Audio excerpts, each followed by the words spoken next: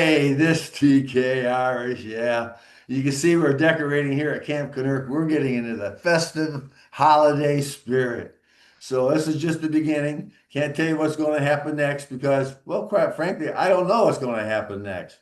But I tell you what, though, we've had some great football this weekend. It's been sort of an abbreviated week because of all the playoff games.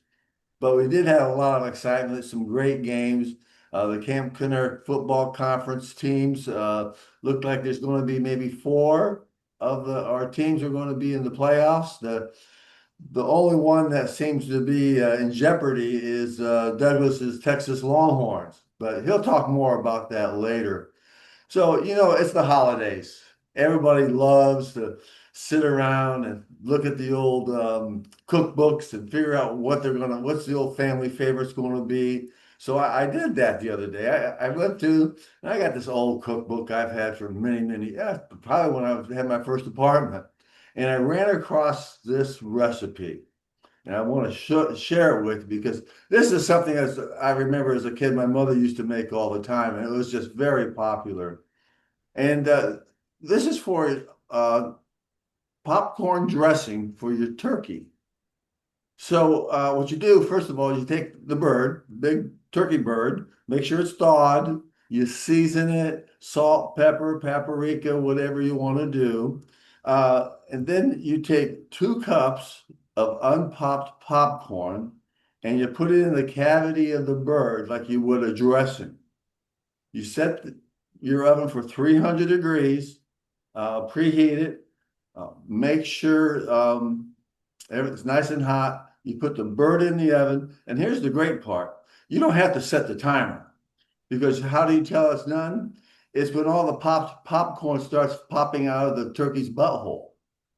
So you can see it's been very popular, and please don't try this at home. I'd hate to you waste the good popcorn and the turkey, but it's a great story. And you know how things are around Camp Kennerk. Everything revolves around the story.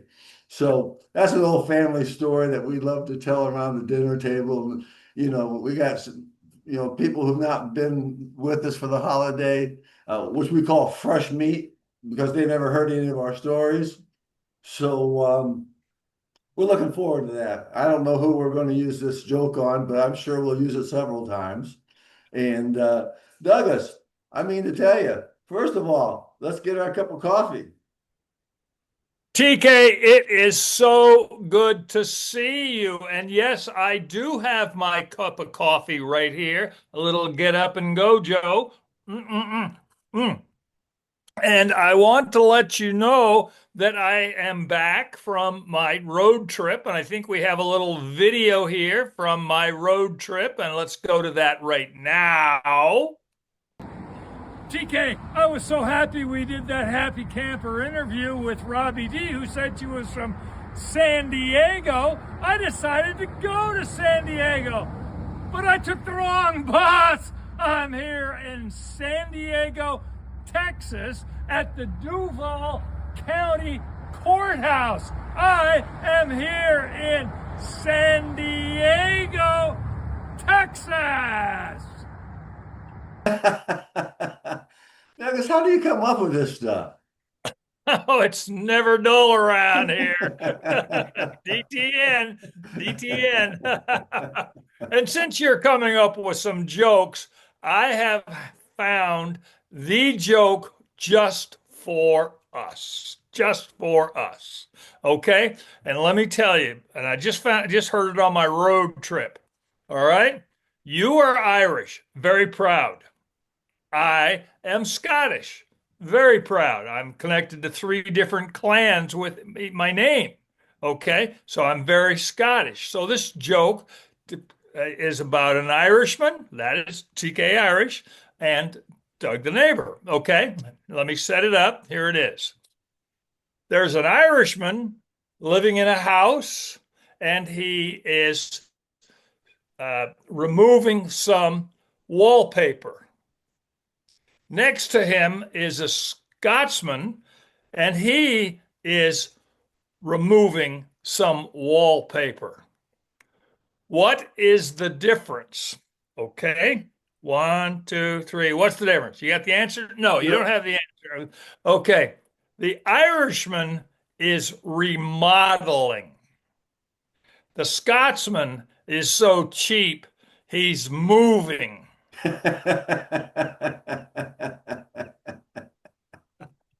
There's a lot of truth to that, Douglas. There's a lot of Oh, truth. yeah. Well, the Scottish motto is we don't pay. Yeah. How Anyway, much?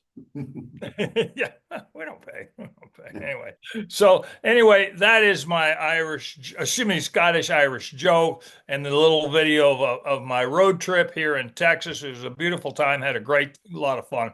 But let's get on to why we're here and every uh, male, female who's a sports fan around the galaxy at why we are here at Camp Kennerk for this podcast this morning. Are you ready? I am ready. Fire it up, baby. Okay, this is week 14 of the Camp Kennerk College Football Conference, and the season's basically over now. It's over. So this is the recap of where we're at. Now, to begin with, out there to explain to our new listeners, we created the Camp Kennerk podcast college football conference out of our love of the old Southwest Conference. But now it's all been broken up because of greed, TV, just nonsense, basic nonsense. And the thing that we loved about the uh, Southwest Conference is it's you could have rivalries that were close to you. So you could go visit your pals for a game, or you could they could come to you and you could have some barbecue, you could have some fun, bust chops, and it would be an annual thing. Now the conference is broken up. It's just a mess, and so lost rivalries, and it just breaks our heart. So we created the Camp Gunner podcast, college football. Now, starting out in the West, Texas Tech, okay, they're now in the Big 12, which has 24 teams in it or something. I don't know. Who knows how many teams in it? It's just miserable. Okay. Well, they played BYU in the Big 12 championship. And my neighbors, Brent, and Tina, went to the game that was there in Dallas and Jerry World. So they had a great time. And Tech beat BYU 34-7. So Tech ends the season 13-0. Congratulations. That's perfect. 13-0, undefeated season. Or no. They ended up 11, 12-1, right? 12 and because they had a loss. I'm sorry. Yeah. 12-1. Okay, 12-1. Okay. Then going east to back to Fort Worth, TCU is in the Big 12, and they ended the season at 8-4. SMU in Dallas is in the Atlantic Coast Conference, and they ended up at 8-4. Baylor is in the Big 12, and they ended up at 5-7. Now let's get to Texas here in Austin. They ended up at 9-3. Okay. And then but the game was that the last game of the season, they beat the Aggies, and that's Aggies had an undefeated season, so the Aggies ended up being 11-1. So winning season for the Longhorns because they beat the Aggies. Longtime rivalry. Now they're playing in the SEC. So first time since 2010 or something like that. So now, and in the SEC championship game, Georgia beat Alabama. Now, what I don't understand is how Alabama and Georgia got into the championship game. I just don't know the stats on that when the Aggies were 11-1.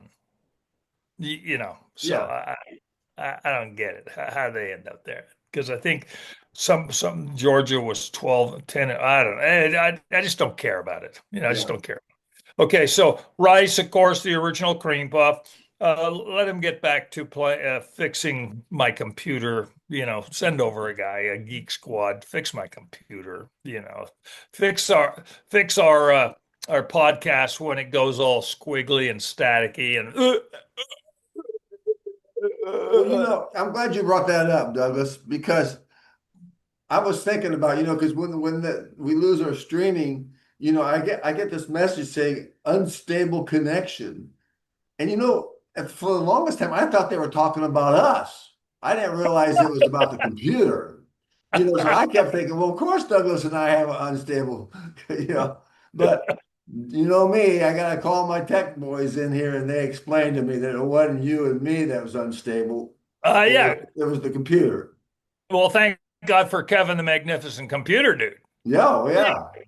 And so, any of these Rice people who are sitting around doing nothing, and we call that the Brain League, Rice, Harvard, Princeton, Yale, US, Stanford or something, I don't know, whoever they are, the brain people, come fix our computer. Yeah. Come fix our unstable condition. You and I know how to fix it. It was called a bear. Hey, you want to get a bear? Hey, you having a good day? You want a bear? Yeah, you did good. Buy that cowboy a bear. We know how to fix the situation. That's why we should probably have a little sideline business of therapy.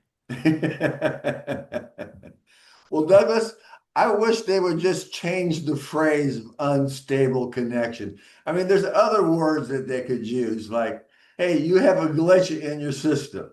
Or, maybe you could say, Yeah, but that's easily solved with X-Lax. okay, all right, fair enough. Yeah. It's kind of simple. When I first got here and started going to my doctor, it was called something Austin Senior Medical Center. Okay, so that was kind of interesting, but I hated going there because it says I'm an old guy. Why doesn't that say Austin Sports Center? Something like that. Yeah. And they actually changed it to WellMed or something like that. But anyway, let's continue on. Oklahoma State, well, they were so bad they fired Mike Gundy and they brought in somebody new. And now let's go on to the teams that we care about. Arkansas is in the SEC, and they ended up being 2-10. So Yes. they go into the Camp Kennerk podcast outhouse. Well, and in Arkansas, that's not uncommon because they have a lot of outhouses. Have you ever So they know been what through we're there? talking about. Yeah, exactly. They'll say, oh, okay, yeah, outhouse. Yeah, that makes sense. They're in the outhouse because they're the worst. Mhm. Okay. Now, in the SEC, Oklahoma in the SEC, they're 10-2, so they had a decent season. And now getting on to the teams that are close to our heart. Notre Dame, which is an independent league, they ended up with a season of 10-2. That's pretty good. Oh, it was a great season for them. And, they lost both games just by a couple points. And that Yeah. was the last play of the game. Right, So, right. Yeah. So now UTEP, my school, the University of Texas, El Paso, and when I went there back in the old days, before the pyramids, it was the Texas Western College. They're in the Conference USA this year, and they want to change it next year or the year after. So something else or something else or something else. And I've expressed my opinion concerning the UTEP football program over the years, and now's not the time for it. Okay, I've already done it, so let's move on. But they ended up with 2-10, so they are in the outhouse. But basically, what we can do is we just build a two-holer so that accommodates everybody. now that's thinking ahead, Douglas. That's the reason why I like working with it because you got things going on. Well, it saves a few bucks. They deserve to be in the outhouse. There's two of them in there, so put it in a two-holer. That's something, I stayed awake at some of my classes, TK. All right, so now we're following North Carolina because of the legendary coach, Bill Belichick, formerly of the Patriots, and just a legendary coach. he went and he started retired for a couple of years and started at North Carolina. That's in the Atlantic Coast Conference. He ended up the season at 4-8, which is kind of interesting because the last he was doing real well, and then the last couple of games they went south. So everyone's probably going to deride Bill Belichick, but I think he did okay. He got the program started, and there was a couple of close games. So now Kevin, our magnificent computer dude, he likes the Oregon Ducks, and why does he like them? The uniforms. He likes the colors. Good enough. Good enough. Yeah. They're in the Big Ten, which I just found out has 42 teams in it. Is that The right? Big Ten has 40. It could be. I mean, those teams multiply like rabbits. So you never know until the season starts. Yeah. Well, they ended up being 11-1.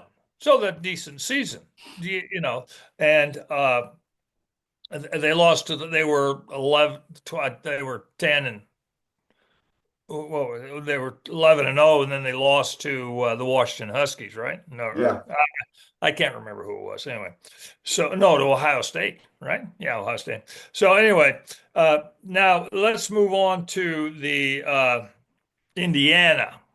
Oh, Yes. You've been waiting all podcast. Here it is. They're in the Big Ten. And last night, both of us watched the Indiana Ohio State game. And Indiana won. What was it? What was the score? 13-10. Yeah, 13-10.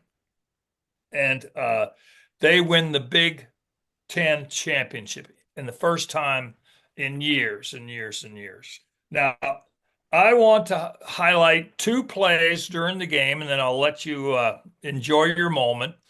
Two plays that I thought were just the winning plays. Now, there's great football in the game, but the first play that I thought was the saving play is when they were on like they were 4th and 1 down on the Indiana end of the game, end of the playing field, and uh, yeah. the Yes. quarterback did a quarterback sneak, and his knee went down. Yes. That was pivotal. There's no doubt about that changed the whole dynamics of the game, because first of all, Indiana played tough inside the red zone. They Yes, uh, they really did, and that was just one of those situations that your foot slips, knee touches the ground, and you're out of there. and they had roll, and the Ohio State had moved all the way down the field. I mean, Oh they yeah, were on the roll. They were by the look of it, they were going into the end zone. They were going in, yes. but his knee touched the line, went down, so they didn't get the 4th and 1. That was a key moment. And then the other one that I'd like to highlight was the field goal from about 35 yards out, and it went wide left Oh, what a heartbreak. for You that poor know, kid. That poor kid. Yeah, poor kid, he's going to be harassed for the rest of his life. rest Wide of left, his wide left. And you life. know what? We've talked about this before. If you want to criticize him, you get out there and try it. You Oh go out yeah, there, 100,000 people, and kick a football. right, right. And Indiana had a quick kick that went wide. Did it go right? They had a kick that went wide, but then the Ohio State kid, when he kicked it, would have tied the game. Yes. So that's how close it was. And he's moving out of the state. He's already gone. They packed his bags up and they shipped him out with no forwarding address. No. Yes. I bet you I know where he's living. He's probably living in Bloomington. I bet you some alumni there just ran over to his house, packed up his bags, and shoved him over to Bloomington. Free rent. Oh yeah, he won't have to buy a dinner for the rest of his life. But oh, the heartbreak of that. Oh my God. Oh my God. But now he can finish his football career and move on and enjoy life, enjoy a portion of life, Woulda, coulda, shoulda. Oh my God. Yeah. So, and then following our guy Tom CeeLo, they only played 10 games in their season, and the Lycoming Warriors there in Williamsport, Pennsylvania, they ended up being 5-5 or 5-6 because they lost the championship game. But Tom CeeLo, 58 years old, that's pretty much his season. Maybe he'll come back. Maybe he'll realize I had a lot of fun, but I don't want to do this again. 3 more years. Yeah, the Monopoly may have worn a little thin towards game 9 and 10, as we both know that Yeah. it can get very, very difficult. Or his wife finally came to him and said, "I told you so." As his knees swelled up like that, ended up on laying back, and his jaw is kind of lower like this. And then his wife's looking at him and said, "That was a 17-year-old that got you." Yeah. Tell me again what you want to do next year. Mhm. Well, we'll So see. TK, so TK, that's the uh, Camp Kennerk College Football Conference, week 14, our final week. And then the whole aspect of the DTN numbers, doing things by the numbers, and the spirit of Moneyball. I chose two games this week, uh, Tech and BYU, because that was the Big 12 championship, and both teams were doing well. And the numbers lined up is we take the average yards per game plus points equals a number, and because football is about moving the ball and scoring points.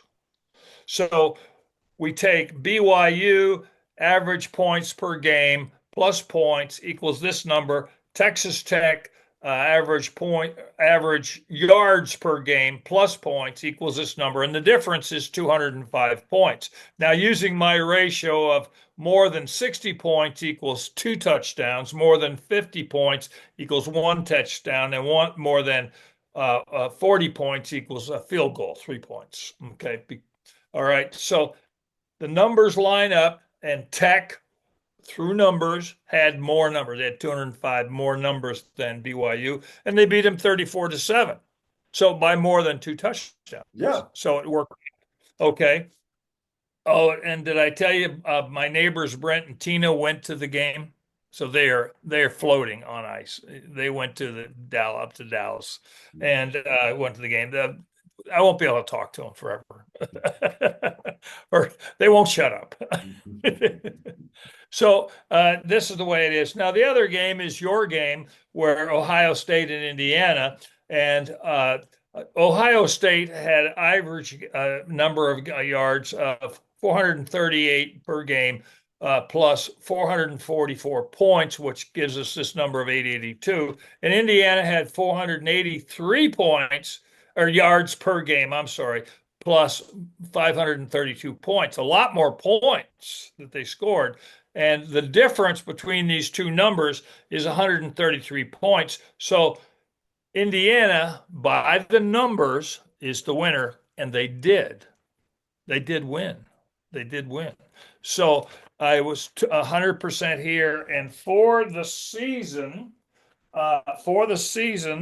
I ended up being 50%. The numbers show that 50% correct. That's very interesting, Douglas. Yeah, 50% is a great number for anybody who's into risk taking and gambling, because you know, people, place bets on emotion, or everyone's got their own little rhythm or system of how they figure out who the favorite team is going to be. But you put the numbers together. I think that Thomas Edison or Albert Einstein said you could solve any problem in the world with numbers. So you just did it, Douglas. You solved all the problems with numbers. And hang on just a second. My coffee's hitting. If that means 10 over the total vote. Yeah. Yeah, it's 50%. Okay. Hang on a second. I need a little sip of my coffee to get the brain waves going. Mm. So just by numbers, 50%, So, and I'll have to look at what I had done last year, which I have those stats someplace because I keep my stats. Why do I do it? Got to keep busy, man. Got to keep that noodle working, you know. So TK, beautiful, beautiful season. Today, I will think that the bowl selection committees and all the 400 other bowl games choose up the teams. So we'll know more next week because the bowl season starts next Saturday. And when we chat on the 14th Sunday morning, we'll have some interesting things. But that pretty much concludes the Camp Kennerk College Football Conference. Arkansas and UTEP are both in the outhouse. Uh, and we've got some very interesting situations. Tech's moving forward. The Aggies are moving forward. Indiana's moving forward. It's very, very interesting. Oh, Yeah, Notre Dame's moving forward. it's been a very exciting season. And of course, going into the playoff system, the expanded 12-man format, what was it, 12 game format, I guess is Yes. what it is always going to be controversial. Oh, But yes. it gives the opportunity, like what happens in March Madness. You Yep. got a school that doesn't know that they're supposed to lose. They come out with a Yes. chip on their shoulder and they say, "Who are you guys? You're ranked number two? Let's get out of here." And Yeah. it Yeah. happens. And so that's what I'm looking forward to is the Donnybrook of the underdog coming in and slapping some people around. Yes. And the whole thing of what we believe of playground justice. There were how many? There were six 11 and 0 teams. There were eight 10 and 2 teams, but there were only two teams that were 12 and 0, Ohio State and Indiana. So, first time in 200 years that 12 and 0 teams were playing, even though it's in their conference championship. But that is the game of the season Yes. because 12, they're playground justice, two teams that are 12 and 0. There you go. There you go. So Game of now, so now the slate's clean, yeah. everything's wiped off the blackboard, and they say, let's start it all over. Well, it becomes mild entertainment because with playground justice, you don't want to see a team that's 9 and 3 playing a team that's 12 and 0. I don't care. Yeah. We already know who's the winner. It's the 12 and 0 team. So the Camp Kennerk playground justice theory. Greatest game since 200 years ago. Two 12 and 0 teams played each other. Indiana came out on top. It's your team. Congratulations, TK. Congratulations. Well, thank you, Douglas. I can't take much effort to say what I did to cause the team to be so good. But there are a lot of people there in Indiana who bleed the crimson, and I'm just happy for all those people who supported the athletic program, especially the football side of it, because they had been the doormat, and now they're the door that's opened up to a whole new horizon. Well, TK, you're very humble, but I am a big believer in the chemistry of the team coming together. And so, you being a longtime fan, and you're from Indiana, without you, they wouldn't win. You know, Yeah. So your humility is beautiful, but you are an integral part of the team. There's the players, the coaches, the support staff, the bus drivers, on and on and on and on. And then there's the fans. There's the fans. And they won because of TK Irish. Well, yeah, it's a team effort. That's all I can say. It's a team effort. We all came together. We all did our job at the time we needed to do it. So, hey, sweetness is success, and success is a Big Ten win. And most importantly, beer tastes colder and girls look prettier when you win. TK, that's what I have for today. Go Cowboys! Aaron Gobraw.